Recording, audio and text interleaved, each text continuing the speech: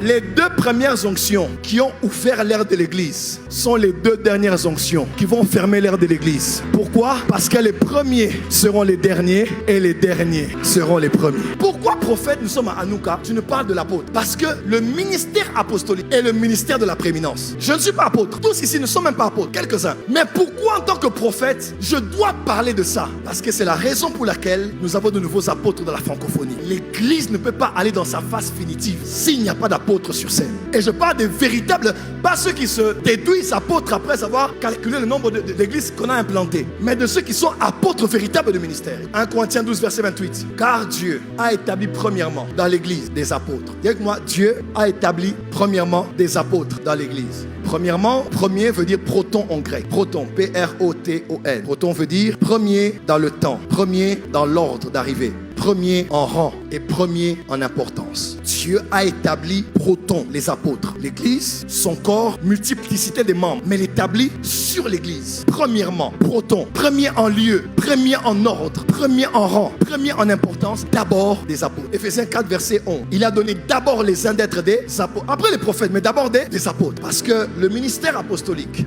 et le ministère qui a la prééminence, c'est le premier qui doit être en rang, en importance et en lieu. Philippe, en Samarie, a fait un grand travail. Il a évangélisé. Mais opérer des miracles comme Philippe et faire marcher des paralytiques, juger même un magicien, le dépôt de son pouvoir, n'affermit pas l'église. Il fallait que Pierre et Jean, comme des apôtres et des prophètes, viennent. Et ceux qui ont établi, qui ont affermi le travail qu'il a fait. Pourquoi? Parce que premièrement, ce sont les apôtres. Vous devez savoir ceci. Lorsque Jésus est venu sur la terre, Jésus est venu sur la terre dans une période très spécifique. Parce que Dieu fait chaque chose bonne en son temps. Le Fils de Dieu n'est pas né à l'époque de Samson, n'est pas né à l'époque des Maccabées avec Antichus d'Épiphanie. Jésus n'est pas né à l'époque de Michée, des petits prophètes, à l'époque d'Esdras et de Néhémie. Jésus est né dans une époque très particulière. Galates chapitre 4 dit, lorsque les temps furent venus, Christ est né sous la loi par une vierge. Jésus n'est pas né sous la grâce, n'est-ce pas? Jésus est né sous la loi. Mais quand on dit, lorsque les temps furent venus. L'expression les temps furent venus en grec, ça veut dire lorsque la mise en place était terminée. Ça veut dire Jésus n'allait pas naître tant qu'une mise en place divine, stratégique, intelligente n'avait été établie. Je répète, Jésus ne pouvait naître qu'après que le Père ait fini de mettre une mise en place.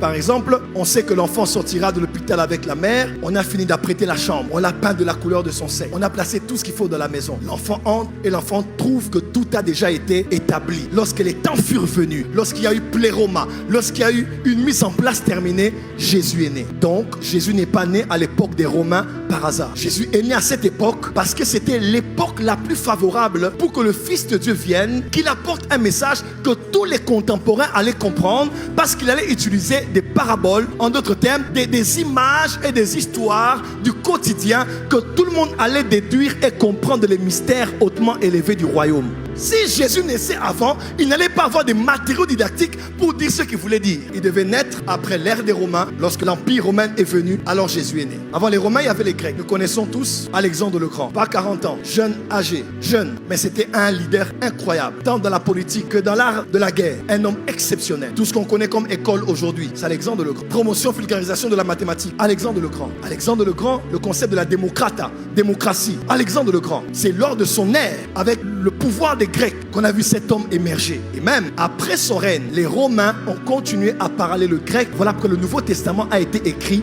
en grec. Il avait une telle influence que durant sa saison à lui, il s'était dit, on doit faire la conquête différemment. Pourquoi? Parce qu'à l'époque, par exemple, des Babyloniens, il y a eu 2 invasions. Il y a eu à l'époque de Joachim, il y a aussi à l'époque de Sédécias. Lorsque les Babyloniens sont venus, ils ont pris d'assaut Jérusalem, tué le roi, anéanti. Ils ont mené, après plus de 20 000 personnes, avec les Daniel y compris, ils sont allés en Babylone. Vous le savez avec moi, les voyages pour quitter d'un territoire à un autre territoire, pas de TGV, pas d'avion, pas de bateau à grande vitesse. Qu'est-ce qu'il fallait faire? Il fallait voyager. Et des fois voyager très longtemps. Et pendant le voyage, quelques-uns qui étaient blessés par la résistance meurent en chemin. D'autres tombent malades à cause des reliefs, à cause des moustiques, à cause des intempéries, à cause de la peur. Alors ça prenait tellement de temps de déplacer les gens de leur territoire pour les amener dans un autre territoire qu'Alexandre le Grand a dit, on fera dorénavant les choses de manière différente. Alexandre le Grand s'est dit, on ne va plus faire les choses de telle manière qu'on les prenne chez eux et qu'on les amène chez nous. Parce que ça prend trop de temps. Il a réfléchi, il a dit, maintenant, on va aller les conquérir, on va les laisser chez eux, on ne les amènera plus chez nous, mais on va emmener chez nous,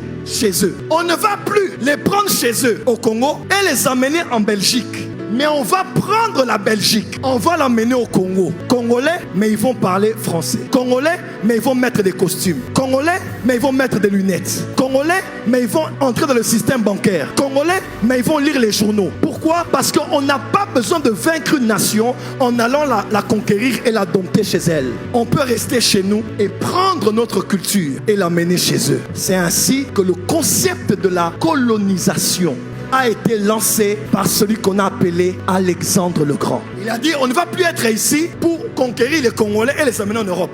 Parce qu'ils ne vont pas changer, ils vont mener le Congo là-bas. On va prendre notre culture, on va les amener chez eux. C'est ainsi que vous allez voir, en Israël, on parlait grec. Quelle est la pièce que vous avez entre les mains? L'effigie de qui? De César. Rendez à César. Pourquoi? Parce que Rome était venue en Israël. Dans Rome et en Europe, Israël et au Moyen-Orient. Les Romains ont emprunté cette technologie parce qu'ils se sont dit, pour gagner du temps, il faut entrer dans la phase de la colonisation. Jésus n'est pas né à l'époque des Babyloniens. Sinon, si Jésus, parce que Jésus a dit à l'instar de ses empereurs, il a dit, répentez-vous parce que le royaume est là. Le royaume est proche. Le royaume est à la porte. Donc Jésus aussi, autant que ses empereurs, que ses chefs de guerre, a emmené un royaume avec lui. Mais il ne pouvait pas venir en tant que roi à l'époque des Babyloniens. Sinon, si Jésus vient avec son royaume, le jour où il t'a conquis, il va t'amener au ciel. Il va t'amener chez lui.